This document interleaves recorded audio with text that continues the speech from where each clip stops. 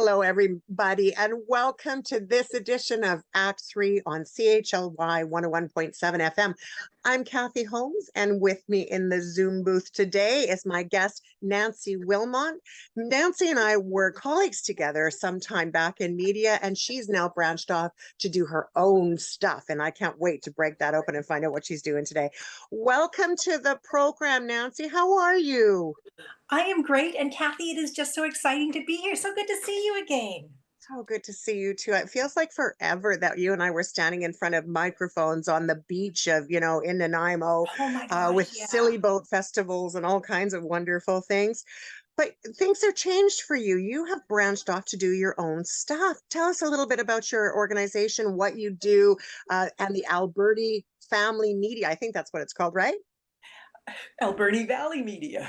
Come on, Kathy. Although we're a family here in the Valley, we're Alberni Family Media, but Alberni Valley Media. So I'm going to back up just a little bit to say that I was so lucky to spend a large part of my career working in community television in the Alberni Valley. 25 years I told the story of this community, and I just loved it. I've often told people that I never worked a day in my life. In those 25 years, it was just such a joy. And Yeah. when that time came to an end, um, I really had to pause and think, but I was lucky enough to have two very good friends who, between the two of them, have started up and operated various businesses as entrepreneurs and as social enterprises. And they approached me and said, "Hey, if you could keep doing what you're doing, would you?" And I said, "Yeah, I'm in." And we created Alberni Valley Media. Now, this is a CCC, that's a Community Contributing Corporation. So we are incorporated. We operate under the same laws that govern all corporations in this company, but we also are committed to donating 60% of our profits to a charity in the Alberni Valley. And that gives us, of course, some leeway tax wise. We are a social enterprise, and it Wow. is I did not marvelous. realize that media had the opportunity for Yeah, social enterprise. And I'm all about social enterprise. We know yeah. that in this community, finding charitable opportunities Oh, is really so yeah. critical to advancing programming. So how did you put the social enterprise part of it to work for you? Well, for us, really the end result was that we wanted local media in the Alberni Valley.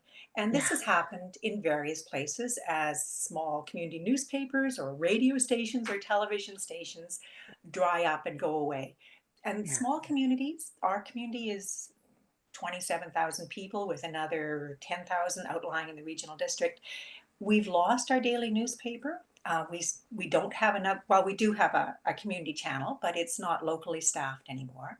So really, the immediacy of media coverage just wasn't here.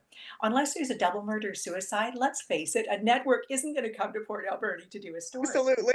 Yeah. Absolutely. Yeah. So we wanted to create a structure that would allow me and others to continue to tell the story of our community in a positive way with local eyes. Obviously, we don't own a radio station or a television channel, but online gives us that immediacy that we can release content, video content online. And we do that. We do it on our website and our Facebook page. And we use the name The Scoop on Port Alberni. So I am Love out there scooping every day. love it. Love it. Love it. Love it. Love it. And it's wonderful. Yeah, yeah, and I'm so delighted for you because it's very true. Media has changed. Yeah, it has. Yeah. Local television isn't local television any No. longer. And while there are still some shows out there, Act Three being one of them, there's a lot of cutbacks right across the Yeah. country for Yeah. community television. And many people are relying more on their phone to create content as well. Are you still taking the camera with you and, the whole crew? Like, how are you bringing film to life? Well, you're saying the whole crew, you're looking at the whole crew right here. Chief cook and bottle washer. Of course, of course. Although we are so lucky, we had at least one and probably two volunteers follow us over from community television Right. who volunteer. So I have coverage on the weekend, but I do. Our CCC bought me camera gear and editing equipment. So I shoot and release stories every day. Now, these are short stories, they're not half-hour shows. We're releasing Yeah. on a platform that really caters to short little bits. But every day you can tune into the scoop and find out what's going on in our community. I love that. I just Yeah. love that. Can you share with us some of the stories that have been most intriguing for you in the last few months? There's been a lot going on.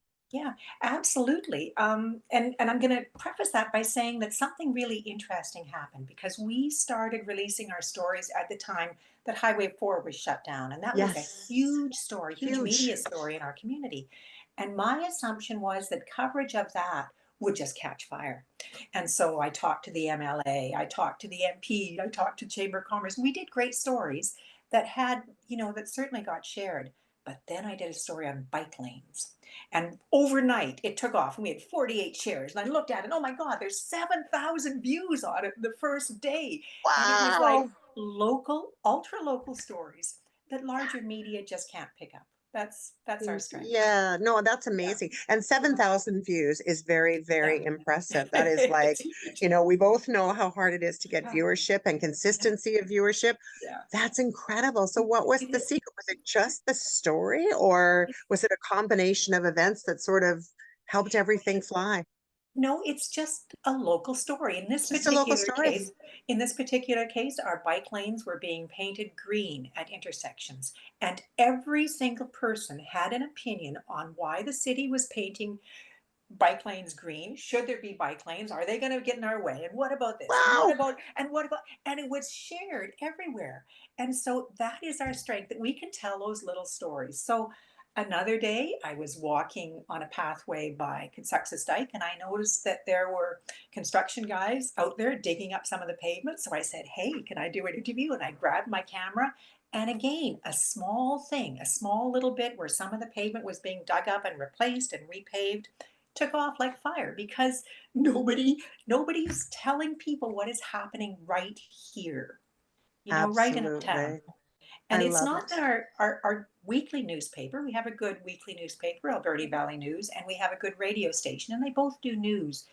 But a weekly paper, the black press can't tell all these little, seemingly inconsequential stories. So true. And the radio station gets, a couple of minutes at the top of the hour. So they tell big stories. We tell lovely little stories. And I love lovely little stories because Yeah. they're nurturing for a community as well. Yeah. Yeah, they really are. Yeah. So what inspires you then to keep bringing these little stories out? Is it the relationships you create? Is it like, tell us a little bit about the process for your storylines? So I really fell in love with this type of storytelling, Kathy. There's something, and I remember telling my former employer at community television that, I've wept with every family in this community. I've held their Yes. hands when we've told stories that are difficult or challenging, and I've laughed with them, and I've seen their children grow up, and I couldn't let that go. No. I couldn't give up this inside view of the community to let them see themselves in such a positive light. So that's And it. 25 years, Nancy. I mean, Oh, that's really, that's your lifetime. That's like yeah, yeah, everything good in that period. I can imagine how yeah, challenging it was to have to sit back and think, gee, where do I want to be now? And who am I today after yeah. changing career? Or not, because you didn't change I careers, did you just change. shifted Yeah, lanes. yeah. You just And painted a line green, a different um, lane. I did. I painted another bike lane. And for me, part of this is too not just my career, not just what I'm going to do, Mhm. but the value of that local voice. And our hope is that working through the high school and different possibilities that we can train people up and begin to hire people and make this sustainable, that this community would have a local voice going forward. And I've talked about bike lane stories and the Kitsuxas Dyke story, but we also do stories with tiny homes. We have a tiny home village that is nearing completion, and going in and showing people what the homes look like, or going into the soup kitchen and talking about the need for the meals and who is serving and who is eating, and a lot of those kind of stories. Those are the best kind of stories, though, because I think as well, when we think about watching news stories or news programming, we often are hearing about the politics of the day, or we're hearing of the tragedy of the day, or we're hearing, something that's really not soul lifting. And so it sounds like some of the stories that you're sharing are very soul lifting. Absolutely. Yeah, yeah. Can you remember the first story that had you hooked in doing this work before you became like 25 years ago? Let's Huh. go back a ways and sort of really break open the mindset. Hmm. That's interesting because I came into this career with a background in writing, and I had seen Mhm. myself as a writer, and I had done some live presenting, um, and I didn't have a background in video. And so it was really fascinating to me how using video and catching the turn of somebody's head when they looked out the window could tell more than any words I could come up with about the poignancy of whatever they were going through. So, in terms of, was there one story that caught me? I don't know. I think it was just that slow realization that, oh my gosh, oh my gosh, Yeah. there's more. Yeah, yeah. And I often use the analogy that I'm a quilter as well. And you cut up beautiful fabric into tiny pieces and then sew it back together to make something even more beautiful.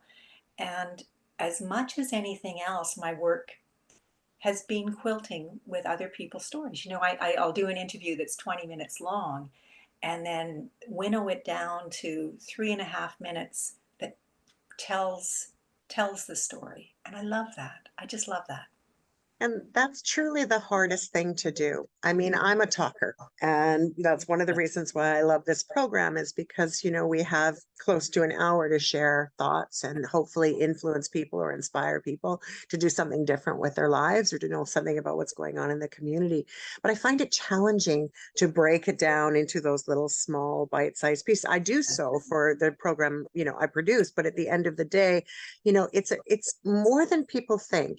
It takes a lot of time. Why don't we share some of some of the secrets when it comes to that? Because I don't think that people really realize how challenging it truly is to get to the story when you've got, a lot to say. Oh, it, and you're right, people never do realize it because if I go out to an event, and for instance, I was there for the Orange Shirt Walk on Truth and Reconciliation Day on September 30th, and I was there for probably 2 hours. I did 3 interviews, captured, the walk and an art show.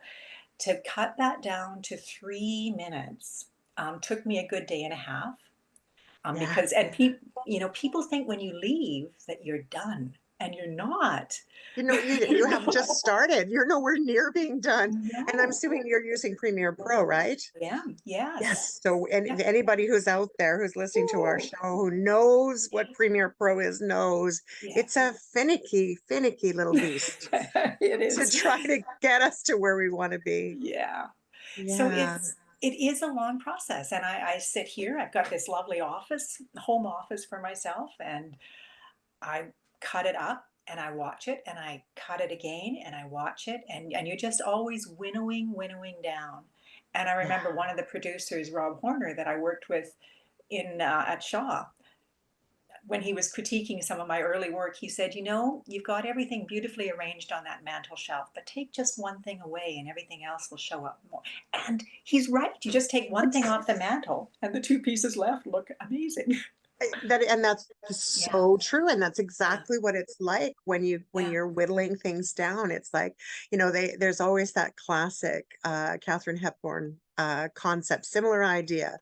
It's put all your jewelry on and then take off one piece Yes. because there comes a point when too much is too much and you may not notice until you actually take the Yeah. piece away. Yeah, yeah. Now, I will also say that we do occasionally do an interview that is so fascinating that I just upload the entire raw interview onto our website as well. It doesn't Yeah. air on Facebook, but if people want to know more about what the mayor said or about what the MLA said or something, I'll put the whole interview up to give people that option. Yeah, It's good to give people options. Some people actually like the short snippets, while other people really do like the deeper yeah, dive into a yeah, conversation. And absolutely. that's what we're doing today is a little bit of a deep dive, actually, to give our audience an understanding of really what it's like to be, producing programming. Oh, Did you ever think in a million years that you would be on your own, setting the scale, mavericking for your community in this really instrumental way? It wasn't even in my realm of possibilities. And again, I Yeah. go back to my friends, Terry Deacon, who runs INEO Employment Agency and has three, possibly four social enterprises operating in town right now under her belt, and Wow. Michael Ramsey, Major Michael Ramsey from the Salvation Army, who again has coordinated with Terry and other groups with social enterprises, but before he was with the Salvation Army, was an entrepreneur, published international student magazines and ran a business working with international students. And so between the two of them, they have this skill set that they just said, okay, we're in. and, I and it love was it. suddenly happening. Because I'll be honest, producing content and releasing it takes up all my time. So I don't have time to do much selling of sponsorship.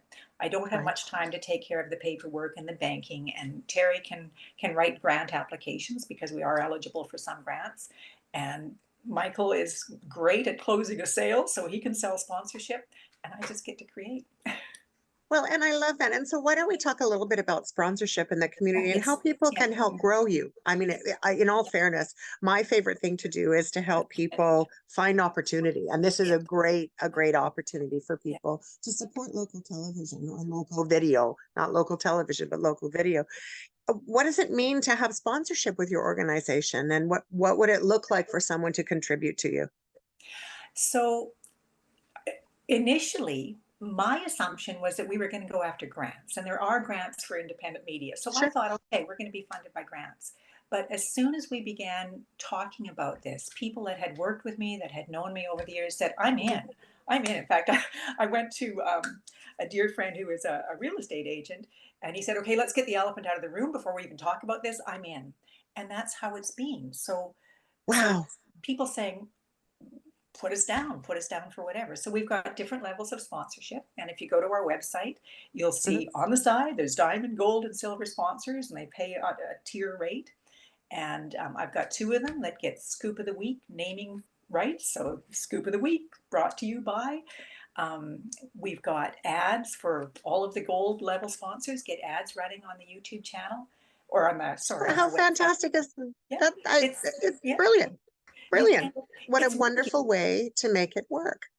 Yeah. And we released our first scoop on August 1st. We are we're almost there. Like we'd set a financial goal for ourselves by the end of the year, and we're hitting it. So go figure. Like It it's was unbelievable. obviously something that was needed in your town in a way that no other opportunity was able to fill, really. And I think kudos to you because it also speaks to your reputation for actually sharing these incredible stories, right?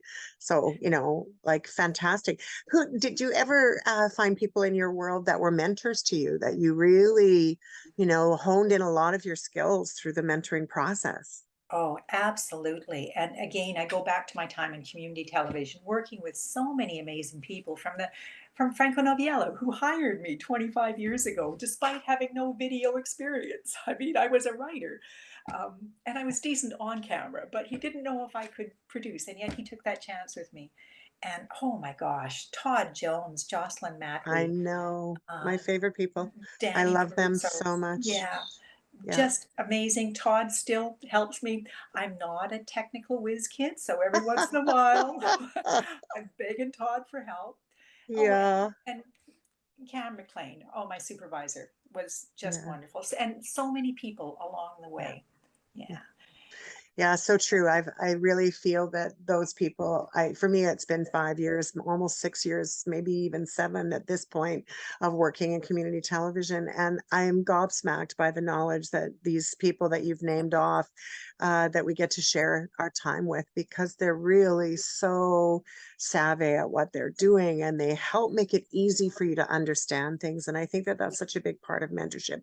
Yeah. CHLY 101.7 FM is a community radio station, and we have an audience that runs far and wide. It goes from Duncan all the way up to Campbell River, right on the borders. You don't get too far into Duncan, you don't get too far into Campbell River, but everything in between, and then across to the Sunshine Coast. And so what we find is we have an audience that's multi-aged, which is so fantastic.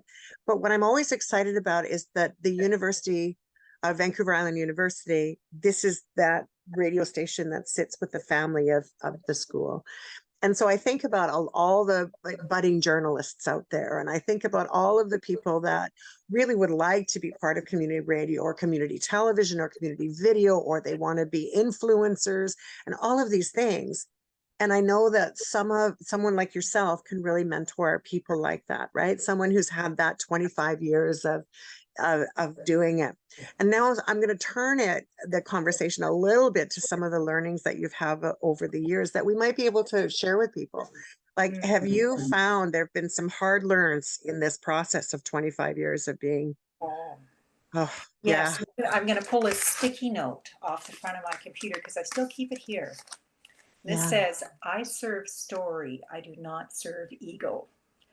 And yes, that is something that I remember every time I'm telling a story because it's not about me, it's yeah, about the story. And if yeah, someone looks at what I've put together and say, I don't get it, I don't get defensive. I try to find out I try to tell the story better. yes, And it's not my take on the story, it's finding that kernel of truth. And sometimes it's again, sometimes it's the turn of the cheek as someone's looking out the window, and that is the truth of that story. That's what I serve.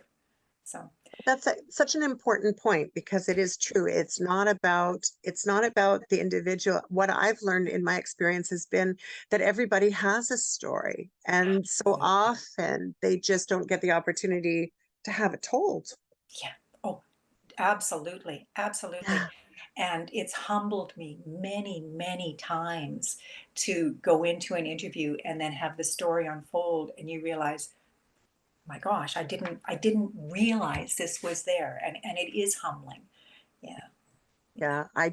I'm remembering actually one of the stories that was done on community television about the teddy bear hearts Oh, yeah. and how people had the story itself. You'll need to go back to YouTube. I can put a link into it in the chat box if you're watching us on YouTube. But part of it was how, someone's tragedy had turned into something so magical and so positive that we wouldn't ever think of, in the process of it. So, trying to get into the angles and find those pieces is part of the process. Have you found when you're sitting at editing bay, as you're trying to piece it together, and as you said, you put it up, you edit, then you re-edit it a few times until you have the final product, how do you make the decision on what to keep and what to check? Oh, now that's a good one because you don't always get it right. But when you get it right, it's because you know it.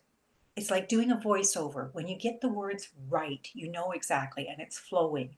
And I think every editor has a different way of doing it. You get all the pieces lined up. For myself, I need the opening sequence and I need the music and then it flows. Then I know I've got it. I know I've got the mood and I might quibble over this or that or this or that. But once you get that first rhythm from the first 30 seconds and the music, then I know I've got it flowing. And it, yeah, and when you hit a spot where it doesn't work, sometimes you just walk away and have a cup of coffee or overnight and come back and it's like because as storytellers, as editors or journalists or videographers, we're just a conduit for the story. And when something isn't working, it's just stuck somewhere. And so you just have to open yourself up and let the story flow through. Yeah, I agree with you. I think there's something to be said about sitting back and reflecting on what's happening. And sometimes if it's just too much, I Yeah. think it's great advice to sort of take a step back and walk away. It's like that when we're writing, it's like that when we're working on a puzzle or we're working on anything in life, it has its natural flow and ebb that Yeah. kind of goes with it. Who was, if I may ask, we talked a little bit about some of your mentors, but you also talked about starting your career in writing. Did you Mhm. have some favorite authors or some favorite storytellers that helped build your Oh, thoughts? oh my gosh, Kathy, I grew up surrounded by books, surrounded by the classics. I grew up on a farm in Manitoba, Yeah. and the one room schoolhouse that my older brother and sister attended had closed down I think I was 4 when it closed down. And my dad, in his wisdom, bought the library from that little one-room schoolhouse. Oh, wow. Isn't that incredible? So we had a little room upstairs Yeah. full of bookshelves, not much bigger than a walk-in closet would be now. But by the time I was in grade 2, I had devoured Dickens. Like, we had tales from Shakespeare. I knew all of the plays, but written in prose instead of in as Yeah. plays. So I was really inspired by the classics, by the Greek myths. And then once I began to choose my own books instead of from our library upstairs, Margaret Lawrence, I remember, like, my family loved reading and loved books, and we were just inundated with it. And I remember one Sunday afternoon, it was a really hot, dusty day, driving to Neepawa to see the Stone Angel, which actually does stand as a tombstone in the Neepawa Cemetery. Now, Margaret Lawrence, of course, wrote a fictional story, but the Stone Angel that she used was there. And I remember that. I would have been in grade 1 or 2, hot day in a car with no air conditioning. But yeah, Yeah. yeah. So literature and books have always been a part of my life.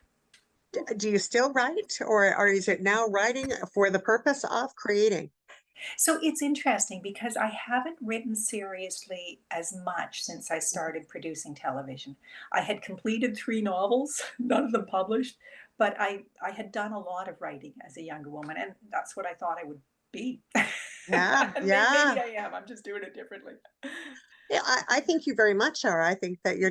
it's like any great artist, the tool is different, the medium is different, but the result is really the same. It's about inspiring people and helping to get the story out there. It is. I'm And you just said, gonna go ahead, please. Mhm. I just didn't mean to cut you off, but you said earlier that you love discovering the stories and realizing that everyone has a story. And I also believe that there is no such thing as a small story. Like, So it true. doesn't matter. If you're telling a story about, I don't know, a woman's collection of Avon bottles, there is some poignant part of that woman's story that makes her love the way the light shines through the Avon bottles on her shelf. Like, there's always something there that connects us, and there's always one of those big stories hidden in them all. I couldn't agree with you more. I'm looking back to some of the stories that I grew up with as a child and remembering how they affected the people around me. And one instance I've spoken on in this show many times. I've spoken on it on Act Three at on Shaw. And that is that there was a woman who was a maverick here in on Vancouver Island in the early days. And when her name was Ida Clarkson, and she had a big old couch, and she would have people come from the community, much like what you're doing now, and tell the story of what was happening. And it stuck with me so much because it made me remember that everyone in our community is watching for a reason. And for some Yeah. people, it's a huge connection to community to be able to see someone that they may have seen in the grocery store or something that's happening within their community and feel connection. And we know that isolation is so much of a problem for people these days, especially with so much going on in the world, right? So, how do you feel that now that the medium has changed to a certain extent, like how do you feel that you're able to shift the gear for someone who you would expect would normally watch a television program to now kind of look at YouTube and other ways of finding your stories. It is interesting, isn't it? Because, I mean, social media and YouTube and our website, that's a segment of the population. It's certainly not everyone. And Yes. Facebook, especially, has certain people that follow it, other people on their website.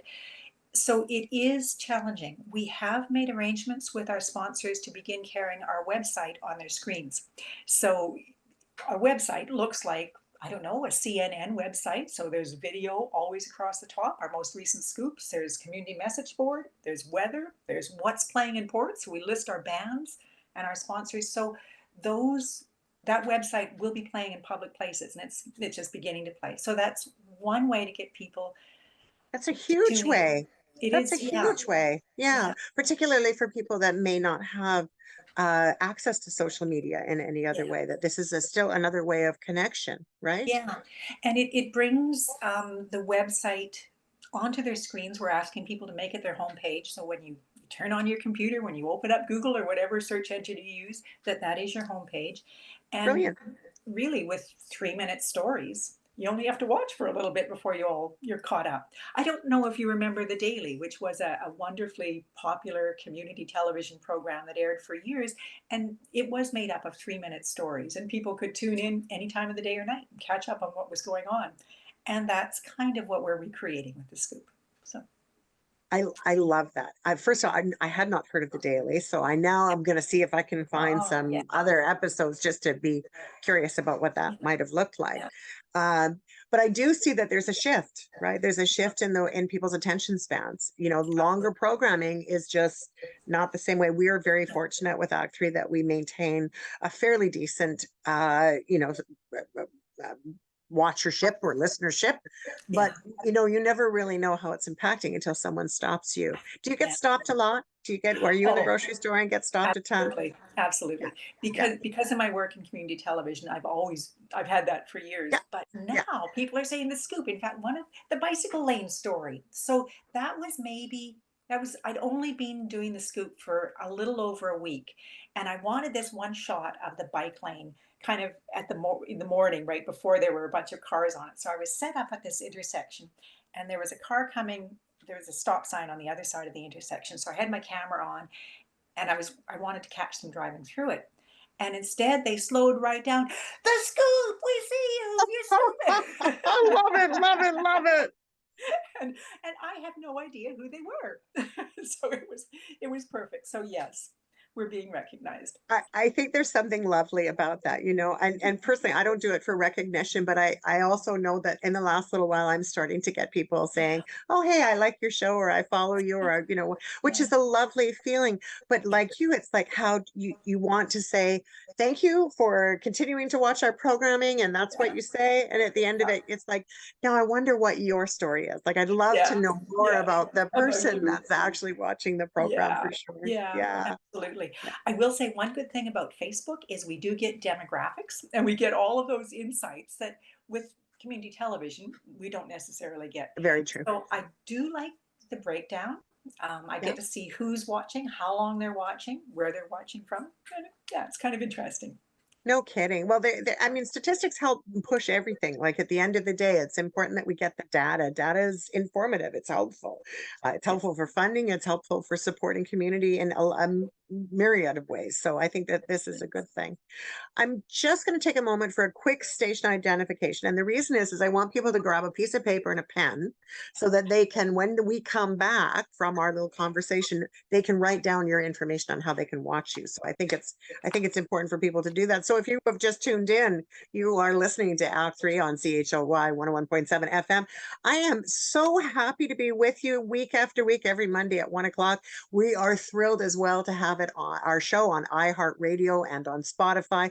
And of course, if you are listening on YouTube, we really appreciate it when you share, subscribe, like the channel. It helps us get those stories out there a little bit more. I am talking today with Nancy Wilmont. She has her a wonderful new endeavor that is kicking up some good steam here, I think. The Alberni Valley Media, otherwise known as Scoop a Scoop on Port Alberni, right? The Scoop on Port Alberni. The Scoop on Port. And the truth of the matter is, Nancy, that even though I've been doing this for a long time, I have my own trademark. My trademark is I screw up people's names constantly, or I screw up the organization. It's part of the charm. It means you're part of the fold. I don't know why it happens, but it happens a lot. But at the end of the day, it's I've become my trademark. So welcome again to the show. Nancy, we've been talking a lot about media and what it might look like for us now. Um, and because you've now attached this to social enterprise, I'm curious, you were talking a little bit, and I'm would like to expand a little bit more on this if you don't mind. You talked about 63% of the profits go back into community in some level or another. I'm hoping you can clarify that for Yeah. us. Yeah. So 60%, not 63, Sorry, but 60%. 60%. Yeah. So it actually is part of being a CCC, a community Yeah, contributing corporation, that sure. 60% of your profits at the end of a calendar year or at the sale of the business have to be given to a local charity. Now, we're not going to be making a profit for a while. Of Let's course. be honest here. The purpose Sure. of this enterprise is to create local media that is self sustaining. But at the time when we do make a profit, most of it will be given away to a registered charity in the Alberni Valley. Which to me is fantastic, even if it's something that happens, you know, a little bit later on. It does Yeah. take a business time to grow. And I hope, I truly do hope that people will tune into your program. How do people find you? I've told them to go get a piece of paper and a pen. How do Okay. they get to you? Well, if they're on Facebook, just go to the Scoop on Port Alberni and you'll see my daily scoop 5 days a week, one a day for 5 days of the week. Or you can go online to our website, www.thescooponportalberni.com. And that should give you all of the information you need, I hope. Please let us know if you like the way it's working, if you don't like the way it's working, if you see an improvement. Let us know what you think. We're still in the testing stage, obviously, but please do let us know what you think. Testing stage, you've started in August. We're now, you know, not very far into the fall, Yeah. and this is like, to me, absolutely incredible. I love community coming together in ways that are positive. For yourself, though, you said that you're popping out one of these puppies a day, right? Yeah. On the Daily Scoop. That's a lot. I know from doing this, the small amount that I do, how much it takes to put a program together. And so I'm curious, let's just walk you through that. What does your day look like? Like that's a lot. Oh my gosh, what does my day look like? Busy. My days look Yes, I'm busy. sure. Uh, Indeed. So I try to get my scoops online by 9 o'clock. That's a good time. Sometimes it's 8, Yeah, but no later than 10 o'clock. yeah. So I'm up, I'm an early riser. I'm taking care of all of the business that needs to be taken care of. I have things uploaded. I usually try to shoot at 10 or 11. So my first shoot, so I shot at the local art gallery today. And it's a great exhibit down there. So I'll have that scooped for Friday or Monday tonight. And then I had you Of doing that. course. Yep. In Thank between, you. I'm editing a story for tomorrow, which is Thanksgiving dinner, which was served at the Bread of Life. They served 400 dinners. Can you imagine the chaos in that kitchen? 4 kitchen staff and an army of volunteers serving 400. It was brilliant. So before this interview and after this interview, I'm going to be editing. 7 o'clock tonight, I go to 100 plus women who care Love to it. do a story for them, which will air middle of next week. That's my usual day. Shoot, edit, shoot, edit, shoot, shoot, edit, edit, Shoot, shoot. edit, shoot, edit, and start all over And again. start all over. Yeah. Start all over Um, again. I will say the one spanner in the works is I hadn't realized how long it would take me to produce and edit ads because as we're selling sponsorship, I'm shooting the ad. So I'm conferring with the client. I'm shooting the ad. I'm editing the ad. I'm submitting the ad. I'm making the changes requested before it gets released. And so when I say one a day, 5 days a week, some weeks have been only 3 a week because I'm working on ads. But that's just Yeah, but front end stuff. you're a one-man superpower, one-woman superpower. Like, I mean, it takes it takes a lot Yeah. to do Yeah. this. And It you does. know, and when you're mostly doing it on your own, it's great to have the support of the two colleagues that you have working with you. But Yeah. you know, at the end of the day, you're in production, and production itself is very, very time It consuming. is. You It is. know, we were also talking about, you know, the 25-year mark, and you were thinking, you know, when I think about a 25-year career in anything, I think, okay, here we are, we're coming to an age in which we might be thinking of slowing down. It sounds to me that you're doing the opposite. You're speeding up. But it's interesting because as people began to congratulate me on my retirement, which reasonably, given my age, is a reasonable thing to congratulate me on, I felt like, huh, I'm doing the best work of my life. Why would I stop? And Exactly. Exactly. There's something to be said for that. there's something to be Exactly. said for that. So I'll Yeah. keep doing this until it's not fun anymore. Yeah. So that will be for quite a long time by the sounds Yeah, of it. I hope so. Are are you seeing a difference in your in the technique now that you're doing it so much more? You know, you were well practiced before, but how, you know, when we look at technique on putting things together, So During the last several years, a lot of my focus at my work was on doing features where I might spend a month Yeah. really fine tuning a 3.5, 4 minute piece and Hmm. working on every single aspect of it. Now my turnaround is usually 24 hours. So yeah, technique is a, is a little bit different. Very different. Yeah. And it's interesting because I do talk to my former supervisors and my former coworkers, and I have asked for critique, and I'm getting critique, so that's good. So we're just trying to streamline the work stream and turn out as good a product as I can.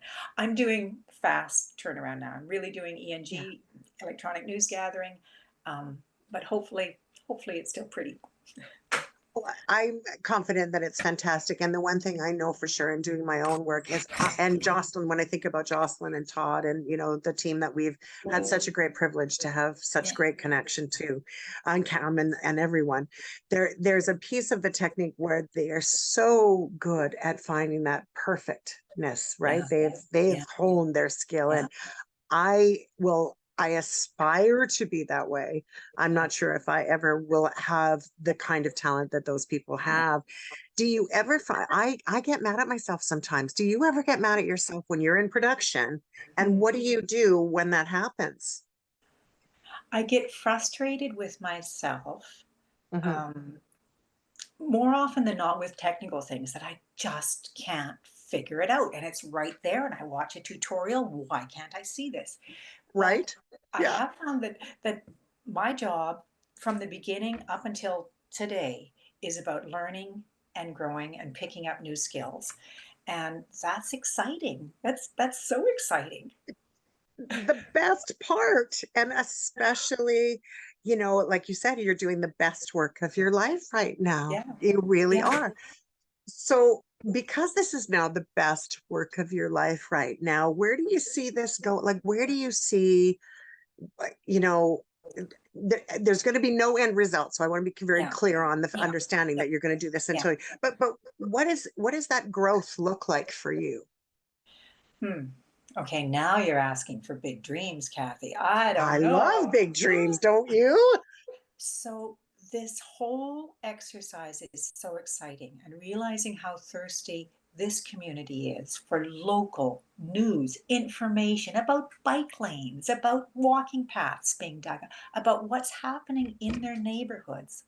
Yeah. For me, making it sustainable here and helping it to grow into other communities would be, if I dreamed big, that would be it. Yes. Going out and helping other people set it up for themselves. Yeah, and I agree with you. I think especially when you're doing something that's really wonderful and you're seeing the hunger for it. And Yeah. truly, you're right. Community at every level is hungry for local information. They want to know, it's more than just who's who in the zoo. They want to know how they can facilitate and support something that's going on in Yes. community. For example, like 100 Women Who Care, right? Yeah. Amazing, amazing work that is done by this organization, very grassroots. And so to tell that story is important, but also to tell some of the other stories that we don't necessarily pay any attention to. So, Yes. for me, when I know that you are doing this kind of work, I'm curious about some of those funky little things that you would like never think about, but are that stick with you and help to propel community in a way that's really, really supporting who people are at their very essence. Hmm. So I guess that takes me back to some of the stories that are very quirky that I've done over the years. Hmm. And and some of them, yeah, some of them are more recent. But I told the story again prior to the scoop, but it's a Mhm. quirky story that I think is indicative of community, about a young man. His name is Kenneth Joe, who was out of jail but wanted to change his life, um, needed money, had a family to support. So he started knocking on doors. And he knocked on a door and said, "Do you have any bottles? I'll rake your lawn if you have some bottles." And so he wasn't asking for money, he was No? asking for payment in bottles, and he'd do that. And of course, the police were called, of course, and he had to explain himself. But then he went on social media and he said, "I'm sorry if I frightened anybody. This is who I am. This is a picture of me." And Kenneth Joe grew a community that supported him. He grew an entire following of people that were cheering for him. And so, in telling Kenny's story and his pride in what he was doing, so that he eventually got to the point where he was supporting his family and he had people cheering for him. And to me, that is wonderful. Seeing this young guy wearing his Dayglow vest, walking door to door, Yeah. doing hard work for anybody that would pay him for it. And I don't know, that's a kind of a quirky story that gets to the heart of a community, that a community could embrace him. Yeah.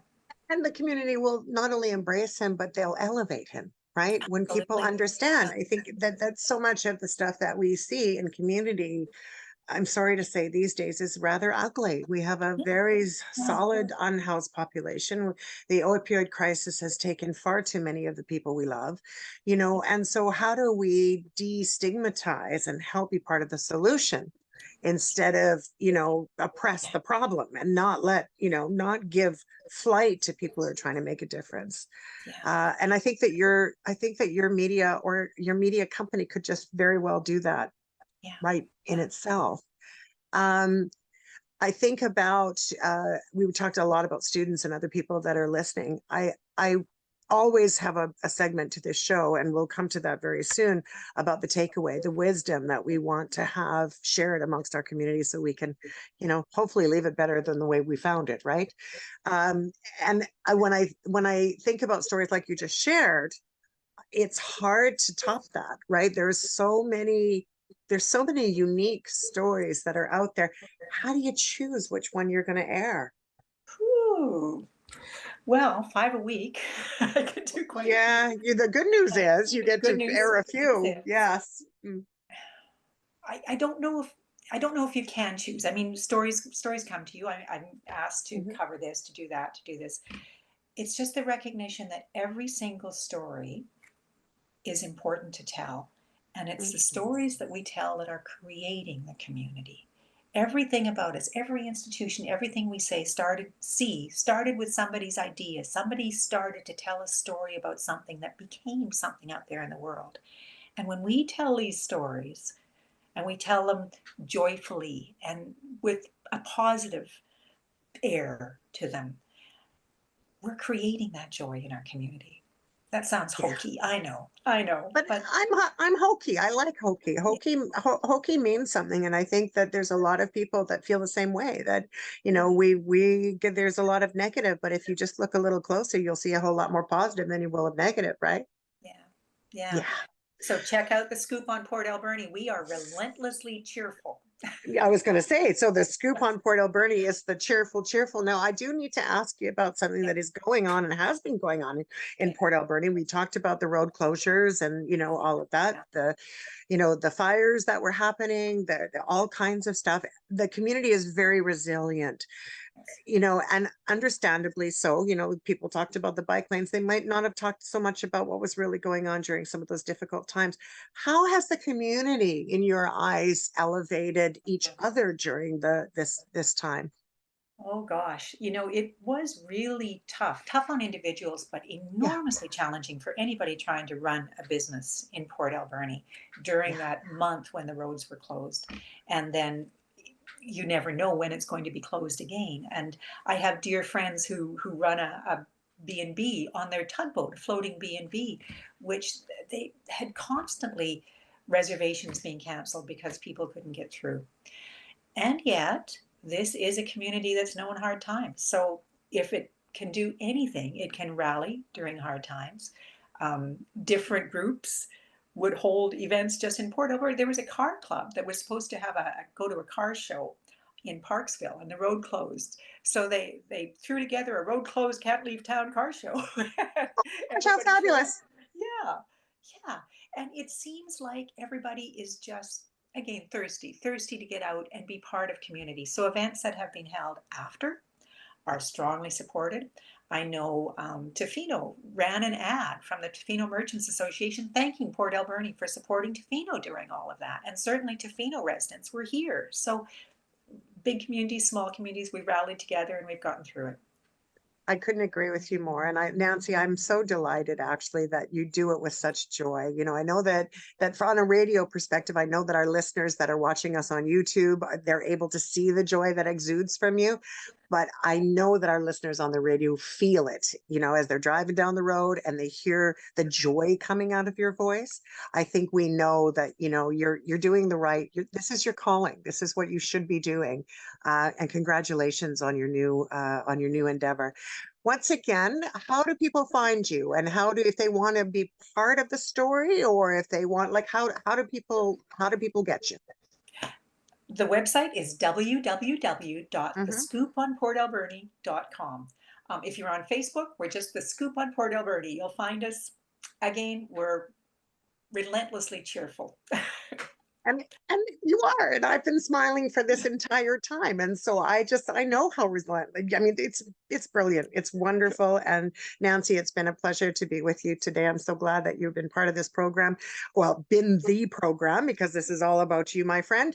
Um, as we close out and we start moving towards the end of the program, it is my favorite part to kind of figure out the wisdom, the life lesson, if you could imbibe your wisdom on someone in this work that you've done over this last wonderful 25 years, and the new endeavors you have moving forward, what might that look like for you? Oh my goodness, Kathy. I don't know that I have any wisdom to share other I'm than pretty sure you do.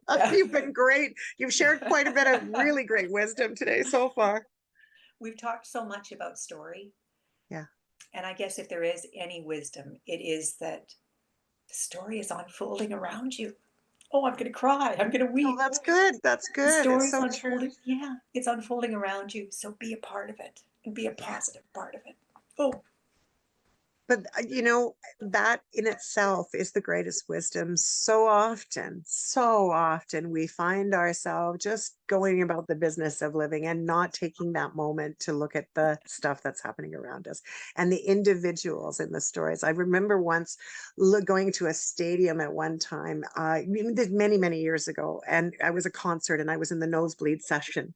And I remember looking down into the venue, and it just all the movement that was happening around it was like a whole bunch of wonderful, wonderful activity that was going on around.